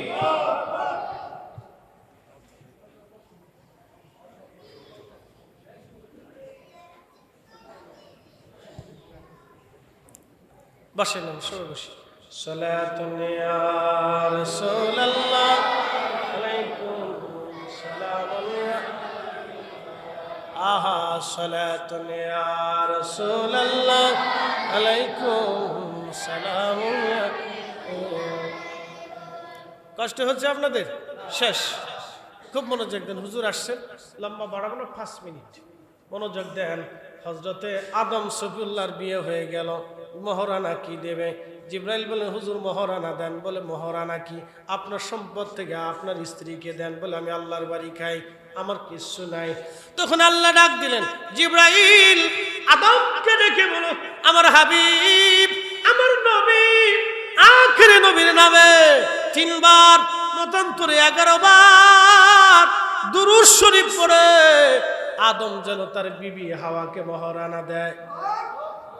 একসাথে আল্লাহু আকবার। দেখেন, দুরূদ শরীফ দিয়ে আদম আলাইহিস সালাম আমাদের আব্বাজানের বিয়ে হয়েছিল। বুঝে যান, আমার রসুল কত আগে প্রত্যেক নবী না, প্রত্যেক জিন ফেরেশতা সর্বস্থানে আমার নবীর গুণগান আছে। আল্লাহ এই জন্য বলেন রাফা'না লাকা যিকরাক, হুজুর আমি আপনার জিকিরকে সমুন্নত করেছি। তাফসীর আবু হাতিমের ভিতরে, তাফসীর তাবারির ভিতরে, তাফসীর খাজানের ভিতরে, মাআলিমুত তানজিলের ভিতরে, তাফসীর বাগাবির ভিতরে, পৃথিবীর তাফসীর মাযহারির ভিতরে, তাফসীর ইবনে কাসিরের ভিতরে, তাফসীর আবু সৌদের ভিতরে, তাফসীর পৃথিবীর যত দামি দামি তাফসীর আছে সব তাফসীর জালালাইনের ভিতরে, তাফসীরের ভিতরগুলি কিতাবের মধ্যে আসছে। আল্লাহর জিবরাইল এসে বলেন ইয়া রাসূলুল্লাহ, আল্লাহ কি আয়াত দিয়ে কি বুঝাইলেন বুঝছেননি? বলে আল্লাহু আলাম। বলে আল্লাহ আয়াত নাজিল করেছেন, আল্লাহ নিজে তাফসীর করেছেন, আল্লাহ জানিয়ে দিয়েছেন ইদা যুকিরতু যুকিরতা মাই। আল্লাহ জানাইছেন হাবিব আল্লাহর জিকির যেখানে হবে আপনি নবীর জিকিরও সেইখানে চলবে। আশহাদু আল্লাহ যেখানে, আশহাদু আন্না মুহাম্মাদুর রাসূলুল্লাহ সেখানে, লা ইলাহা ইল্লাল্লাহ যেখানে, মুহাম্মাদুর রাসূলুল্লাহ সেখানে, আল্লাহ যেখানে আপনি নবী থাকবেন সেখানে, আল্লাহর আইন যেখানে আপনার সুন্নাত থাকবে সেখানে, আমিনু বিল্লাহ যেখানে ওয়া রাসূলুহু সেখানে, আতিউল্লাহ যেখানে ওয়া আতির রাসূল সেখানে। চিৎকার মেরে জোরে বলেন না মারহাবা। কিছু বোঝা যায়? কথা কন না কেন? কিছু বোঝা যায়? হ্যাঁ বুঝেছে। আদম সফিউল্লাহর সংবাদ এসে গেল। আদম সফিউল্লাহ জেনে ফেললেন এই নবী আর সাধারণ কোন নবী, কারণ তার উপরে দুরূদ পাঠাইয়া আমার বিয়ে হয়ে গেল। আদম সফিউল্লাহ এবং আম্মা জান হাওয়া জান্নাতের মধ্যে রইলেন। আল্লাহ বলেন লা তাকরাবু হাজিস শাজারা, আদম রে জান্নাতে ঘুরো ফিরো চলো কিন্তু এই গাছের কাছে যাইও না। গাছের নাম গন্ধম, একটা নিষিদ্ধ ফল, এইখানে তুমি যাবো না রে আদম, এইখানে তুমি যাইও না, এই ফল তুমি খাইও না। কিন্তু আজাজিল তো আর বসে টসে নাই, সে আদম আলাইহিস সালামরে ধরতে না পারে আমরা আম্মা জান হাওয়া আলাইহিস সালাম দেখতো পটানি পুটিনি দিল। পটানি পুটিনি দেওয়ার পরে আম্মা জান হাওয়া পটানিতে পড়ে গেলেন। তিনি গন্ধম খাইলেন। গন্ধম যখন তিনি খাইলেন তখন আম্মা জান হাওয়া আলাইহিস সালামের ওই যে নারীদের প্রত্যেক মাসে একটা অসুস্থতা আসে, ওই অসুস্থতা আম্মা জানের এসে গেল। আম্মা জান ডাক দিয়ে বলল ও আমার স্বামী আপনি জানেন না এটা মজার ফল, আপনি একটু খান। আদম আলাইহিস সালাম স্ত্রীর প্ররোচনায় তিনার কথায় আদম আলাইহিস সালাম ও গন্ধমটা খেয়ে ফেললেন। ঠিক গন্ধম খাওয়ার পরে আদম আলাইহিস সালাম ও হাওয়াকে আল্লাহ বললেন আদম হাওয়া রে আর জান্নাতে তোমাদের জায়গা হবে না, তোমরা জান্নাত থেকে দুনিয়ায় চলে যাও। আদম আলাইহিস সালাম রে শ্রীলঙ্কায় পাঠানো হলো, আম্মা জানকে জেদ্দায় পাঠানো হলো। দুইজন 350 বছর ধরে কাঁদতে লাগলো। কাঁদতে কাঁদতে আদম আলাইহিস সালামের চোখের পানি পড়ে গোশতগুলি পচে গেল। আহা কান্নাকের বন্ধ হয়। 350 বছর পরে কান্না পর্যন্ত কান্না করলেন, কিন্তু রব্বানা যালামনা আনফুসানা ওয়া ইল্লাম তাগফির লানা ওয়া তারহামনা লানাকুনান্না মিনাল খাসিরিন বলে কাঁদতে লাগলেন। 350 বছর ধরে কাঁদলেন। আম্মা জানো কাঁদলেন, আব্বা জানো কাঁদলেন, কবুল হয় না। ইমাম ইবনে কাসির রাহিমাহুল্লাহ আল বিদায়া ওয়ান নিহায়ার মধ্যে লেখেন, ইমাম হালাবি রাহমাতুল্লাহ আলাইহি সিরাতুল হালাবির মধ্যে লেখেন, আল্লামা ইমাম কাসতালানি আল মাওয়াহিবের মধ্যে লেখেন। ঠিক তখনই ইমাম ইবনে কাসির আল বিদায়ার মধ্যে তিনি লেখেন আদম সফিউল্লাহর মনে পড়ে গেল আহা আমি তো জান্নাতের মধ্যে ছিলাম, জান্নাতের হুরেদের কপালে কপালে, জান্নাতের গিলমানদের চোখের নয়নে নয়নে, জান্নাতের বিল্ডিংয়ে বিল্ডিংয়ে, জান্নাতের পাতায় পাতায়, জান্নাতের গাছে গাছে, জান্নাতের পাহাড়ে পাহাড়ে, জান্নাতের প্রাসাদে প্রাসাদে, জান্নাতের দরজায় দরজায়, জান্নাতের রুমে রুমে লেখা আছে লা ইলাহা ইল্লাল্লাহু মুহাম্মাদুর রাসূলুল্লাহ সাল্লাল্লাহু আলাইহি ওয়াসাল্লাম। ঠিক তখনই আদম ডাক দেখে রব্বি, জান্নাতের ভিতরে পাতায় পাতায় গাছে গাছে হুরেদের কপালে কপালে গিলমানদের নয়নে নয়নে, আর জান্নাতের পল্লবে পল্লবে, বাগানে বাগানে, ঝর্ণায় ঝর্ণায়, জান্নাতের প্রাসাদে প্রাসাদে সব জায়গায় লেখা দেখেছিলাম। আরশে মুআল্লার উপরে সব জায়গা তো তোমার নামের পাশে একটা নাম দেখেছি, মুহাম্মাদুর রাসূলুল্লাহ। আল্লাহ গো, আমার আর বোঝার বাকি নাই, এই নামটা তোমার অনেক প্রিয়। আল্লাহ নামের উসিলা ধরলাম, আমি আদম রে তুমি কবুল করে নাও। আল্লাহ ডাক দিল, আদম যা, আমার হাবিবের উসিলা ধরেছ, আজ আমি মাহরুম করব না, যাও, আমি তোমাকে মাফ করে দিলাম।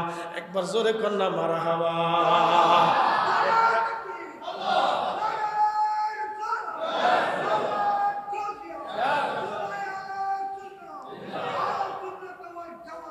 খুব মনোযোগ দেন। আদম শফিউল্লাহ এবার রাস্তা পেয়ে গেলেন। আদম শফিউল্লাহ হাঁটতে শুরু করলেন, আম্মাজান হাওয়া হাঁটতে শুরু করলেন। আস্তে আস্তে আস্তে আস্তে মসজিদে নেমারা, যেই মসজিদে শুধু বছরে একবার খুতবা হয়, আরাফাতের দিন 2 রাকাত নামাজ হয়, খুতবা হয়, ওই মসজিদে যোহর আর আসরের নামাজ একসাথে হয়। যোহর আর আসর এক একামতে 2 রাকাত করে নামাজ ওই মসজিদে হয়, মসজিদে নেমারা। এখানে হযরত আদম আলাইহিস সালাম আর আম্মাজান হাওয়া জাবালে রহমতের কাছাকাছি। এখানে দূর থেকে দেখা যায় একজন পুরুষ আসতেছে। আম্মাজান হাওয়া দাঁড়িয়ে গেলেন, কে? আম্মাজান আদম আলাইহিস সালাম দেখলেন এই পাহাড়ের পাশে একজন নারী দেখা যায়। কাছে কাছে আসতে লাগলেন।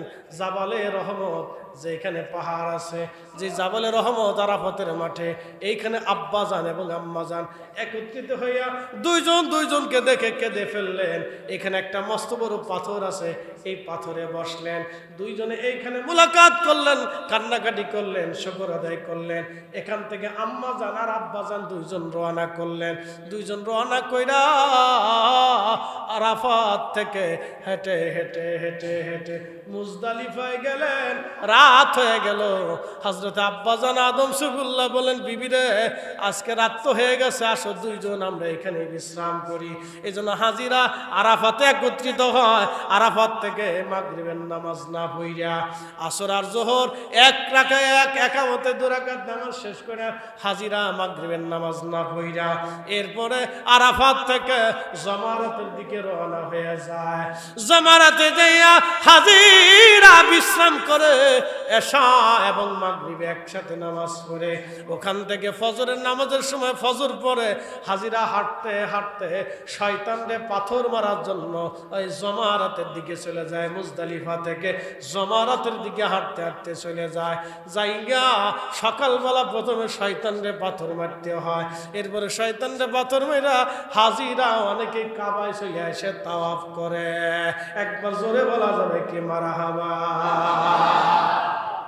বুঝেন এবার নবী কি জিনিস, রাসূল কি জিনিস।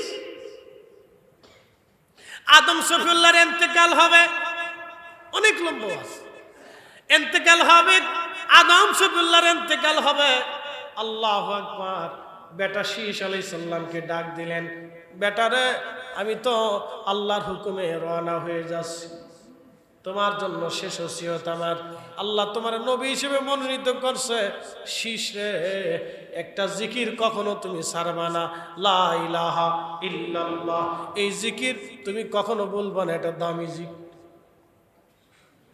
শীষ, এই জিকিরের সাথে আরেকটা নাম উচ্চারণ করবা, মুহাম্মাদুর রাসূলুল্লাহ সাল্লাল্লাহু আলাইহি ওয়াসাল্লাম। বেটারে, এই নামের পরে এই নামের জিকির করবা। শীষ বললেন, ওগো আব্বাজান, লা ইলাহা ইল্লাল্লাহ তো চিনলাম, কিন্তু মুহাম্মাদুর রাসূলুল্লাহ আবার কি? বলে, বেটারে, এই নামের উসিলায় আমি আদম হইছি। এই নামটা আমি জান্নাতের পল্লবে পল্লবে পাতায় পাতায় হুরেদের কপালে গিলমানের নয়নে নয়নে আরশে মুআল্লার উপরে নাম লেখা দেখেছি। আল্লাহ নামের পরে বেটারে, এই নামের উসিলা দিয়ে আল্লাহ আমারে মাফ করাইছে, আমি পথ খুঁজে পাইছি। সাবধান, লা ইলাহা ইল্লাল্লাহর পরে মুহাম্মদুর রাসূলুল্লাহ কখনো ভুলে যাইও না। একবার জোরে বলা যাবে কি মারহাবা। আরে নূহ আলাইহিস সালাম যখন মহাপ্লাবনে হযরত নবীদের চাচা আব্বাস রাদিয়াল্লাহু আনহু, পৃথিবীর 27টা কিতাবের মধ্যে এসেছে, তারিখের মধ্যে এসেছে, রিজালের ভিতরে এসেছে, হযরত আব্বাস রাদিয়াল্লাহু আনহু তাবুকের যুদ্ধের ময়দানে তিনি হযরত নবীকে ডাক দিয়ে বলেন, নবীজি অনুমতি যদি দেন আপনার সামনে নাত গাবো, কবিতা আবৃত্তি করব। নবী বললেন চাচা বলেন। তখন আব্বাস বলেন, হুজুর আপনি আদম শফিউল্লাহ যখন জান্নাতে ছিল, আদম আলাইহিস সালাম একা ছিল না, জান্নাতে আপনি নবী আদমের সঙ্গে ছিলেন। আদমকে যখন দুনিয়াতে পাঠানো হলো তখন আদম একা ছিল না, আপনি আদমের সাথে ছিলেন। ইয়া রাসূলুল্লাহ তুনকালু মিন সালিবিন ইলা রাহিমিন, আপনাকে পবিত্র সোল থেকে রেহেম করে, রেহেম থেকে সোল করে আমার আল্লাহ হযরত শীশ আলাইহিস সালামের মাধ্যম দিয়া নূহ আলাইহিস সালামের ভিতরে যখন আনলেন, নূহ নবী মহাপ্লাবন ছিল, 40 দিন পর্যন্ত ক্ষুধার ঘর তাওয়াফ করতে লাগলো। নূহ আলাইহিস সালাম মহাপ্লাবনে নৌকার ভিতরে, নবীজি নূহ নবী একা ছিল না, সমস্ত নসর পূজারীরা, পাথর পূজারী যারা ছিল, প্রতিমা পূজারী যারা ছিল, সব সেই দিন পানির মধ্যে ডুবে মারা গেল। কিন্তু আল্লাহ নূহ নবীকে নৌকার মধ্যে ভাসাইলো। কারণ কি? নূহ নবী একা ছিল না, আপনি নবী নূর মোবারক নূহ নবীর সাথেই ছিল। হযরত আব্বাস রাদিয়াল্লাহু আনহু বলতেছে, হুজুর ইব্রাহিম খলিলুল্লাহ যখন আগুনের ভিতরে পড়ে গেল, আল্লাহ ইব্রাহিম খলিলুল্লাহ আগুনে, নমরুদ তার আগুনের মধ্যে ফেলে দিল, আগুন জ্বলে কিন্তু ইব্রাহিম জ্বলে না। নবীজি 40 দিন পর্যন্ত সাইয়েদুনা ইব্রাহিম আগুনের মধ্যে ছিলেন, কিন্তু আগুন তারে পোড়ায় নাই। কারণ ইব্রাহিম একা ছিল না, আপনি নবী ইব্রাহিমের সাথে ছিলেন। এই জন্য হযরতে ইব্রাহিম আলাইহিস সালাম দোয়া করতেন, আল্লাহ আমার নসলে তুমি আখিরি নবী পাঠাও।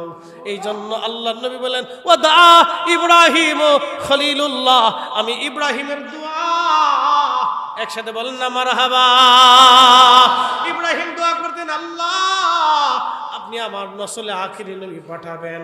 আল্লাহ ইব্রাহিম আলাইহিস সালামের 2টা বেটা, একজনের নাম হযরত ইসমাইল আর একজনের নাম হযরত ইসহাক। হযরত ইসহাকের মাধ্যম দিয়া বনি ইসরাইলের 70,000 নবী আসছে। হযরত ইব্রাহিম 70,000-এর জন্য দোয়া করেন নাই, কিন্তু ইসমাইলের বংশধারা দিয়া, নসল দিয়া একজন মাত্র নবী এসেছে, তিনি রাহমাতুল লিল আলামিন। এই নবীর জন্য ইব্রাহিম বারবার দোয়া করত, আল্লাহ আমার নসলে আখিরি নবী আপনি পাঠাবেন, রসুল আপনি পাঠাবেন, শ্রেষ্ঠ নবী পাঠাবেন, যার উসিলায় আমি আগুন থেকে নাজাত পাইলাম, যার উপরে ঈমান আনার কারণে আমি খলিলুল্লাহ হইলাম, ওই নবীরে আপনি আমার নসলে পাঠাবেন। এই জন্য নবী বলতেন, দা ইব্রাহিম খলিলুল্লাহ, আমি ইব্রাহিমের দোয়া। এই জন্য আল্লাহর নবী বলেন, আমার উম্মত আমার দুরূদ শরীফ যখন পাঠাও তখন আমার আব্বা মিল্লাতের বাবা আর ইব্রাহিমের নামে তোমরা দুরূদ পড়ো। তার মানে বোঝা গেল কি, ইব্রাহিম আলাইহিস সালাম জানতেন আমার নসলে যদি আখিরি নবী আসে আমার জীবন ধন্য। কথা কোন ঠিক কিনা? হযরত মুসা আলাইহিস সালাতু ওয়াস সালাম এই নবীর মর্যাদা দেখে আল্লাহকে বলেন, আল্লাহ আপনি আমার আখিরি নবীর উম্মত বানায় দেন। আল্লাহ বলেন, না মুসা তা হবে না। বলে, আল্লাহ তাহলে আখিরি নবীর উম্মত আমারে দিয়ে দেন। বলে, তাও হবে না। বলে, রব্বুল আলামিন আপনি এত বড় মর্যাদা দিয়েছেন, আখিরি নবীর উম্মত বানান। আল্লাহ মুসাকে বললেন, তা হবে না, তুমি জলিল কদর নবী, আমি তোমাকে এইগুলি দেব না। ঈসা রুহুল্লাহ বারবার দোয়া করতো, আল্লাহ আমার আখিরি নবীর উম্মত বানান। প্রত্যেক দোয়ার সময় ঈসা বলতো, আল্লাহ আমার আখিরি নবীর উম্মত বানান, আখিরি নবীর উম্মত বানায় দেন, আখিরি নবীর উম্মত বানান। আল্লাহ দোয়া কবুল করে নিলেন। দোয়া কবুল করাইয়া আমার আল্লাহ ঈসা রুহুল্লাহকে চতুর্থ আসমানে নিয়ে চলে গেলেন। যখন দাজ্জাল দুনিয়াতে আসবে, ওই দাজ্জালকে ধ্বংস করার জন্য আমার রব আমার আল্লাহ ঈসা রুহুল্লাহকে আসমান থেকে নামাবেন। বুখারী শরীফের কিতাবুল ফিতানের মধ্যে আসছে, হযরত ঈসা রুহুল্লাহকে আসমান থেকে নামানো নামানো হবে। 33 বছর বয়সে হযরত ঈসা রুহুল্লাহকে আসমানে নিয়ে চলে যাওয়া হলো। যেমন আছে ওই রকমই আছে, চতুর্থ আসমানে তিনি বসবাস করতেছেন এখনো। আহা, ঈসা রুহুল্লাহকে আসমান থেকে নামানো হবে। দুইজন ফেরেশতার কাঁধে ভর দিয়ে ঈসা রুহুল্লাহ আসমান থেকে দুনিয়াতে নামবেন। ফিলিস্তিন, ওই যে কি বলে সিরিয়ার দামেস্কে একটা সাদা মসজিদ থাকবে, ওই মসজিদের গম্বুজের উপরে তাকে নামানো হবে। মুসলমানরা সিঁড়ি দিবে, ঈসা রুহুল্লাহ সিঁড়ি বেয়ে নিচে নামবেন। হযরতে ইমাম মাহদী আলাইহিস সালাতু ওয়াস সালাম তিনি হেরেমে দাঁড়িয়ে থাকবেন। ওনার কালবের মধ্যে আল্লাহ মেসেজ পাঠাবে, ঈসা রুহুল্লাহ দুনিয়াতে আল্লাহ আমি পাঠাইছি। হযরতে ইব্রাহিম, হযরতে ইমাম মাহদী কাবা শরীফের সামনে মুসল্লা বিছানো আছেন, কাবার সামনে দাঁড়িয়ে যাবেন, তিনি ইমামতি করবেন। আজান হয়ে গেছে, ইমাম মাহদী নামাজ পড়ান না, অপেক্ষা করতেছেন। বলে ঈসা রুহুল্লাহ আসতেছে আমাদের মাঝে। ওই সিরিয়ার থেকে নেমে ঈসা রুহুল্লাহ মার্চ করবে, কাবাতুল মুকাররমাতে আসবে, একামত শুরু হয়ে যাবে, একামত শেষ হবে, ঈসা রুহুল্লাহ আলাইহিস সালাম ঢুকবেন। তখন ইমাম মাহদী মুসল্লা থেকে সরে দাঁড়ায় বলবে, ওগো ঈসা রুহুল্লাহ, আপনি আজকে ইমামতি করেন। ঈসা রুহুল্লাহ ডাক দেবে, মাহদী, ইমাম মাহদী, আপনি হেরেমে নামাজ পড়াবেন। আমি এই উম্মতের ইমামতি করার জন্য আসি নাই, আমি এই উম্মতের পিছনে নামাজ পড়ার জন্য আসছি। একবার জোরে কর না মারহাবা। না না না না, জোরে জোরে জোরে বলেন আল্লাহু আকবার। এজন্য রাসূলের সংবাদ, সৃষ্টির এমন কোন নবী নাই যে নবীর সংবাদ না দিয়ে গেছে। সব নবীরা ওয়াজে এই নবীর সংবাদ দিয়ে যাইত।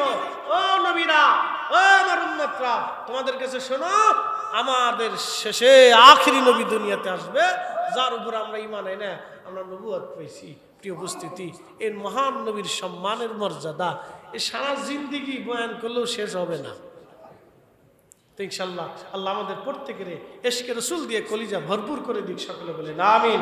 ওয়া আখিরু দাওয়ানা আনিল হামদুলিল্লাহি রাব্বিল আলামিন। আলহামদুলিল্লাহ, এতক্ষণ পর্যন্ত নবী করিম সাল্লাল্লাহু আলাইহি ওয়াসাল্লামের শুভকামনা সম্পর্কে পূর্ববর্তী নবীগণের ভবিষ্যৎবাণীর উপর গুরুত্বপূর্ণ তথ্য পেশ করলেন। আজকে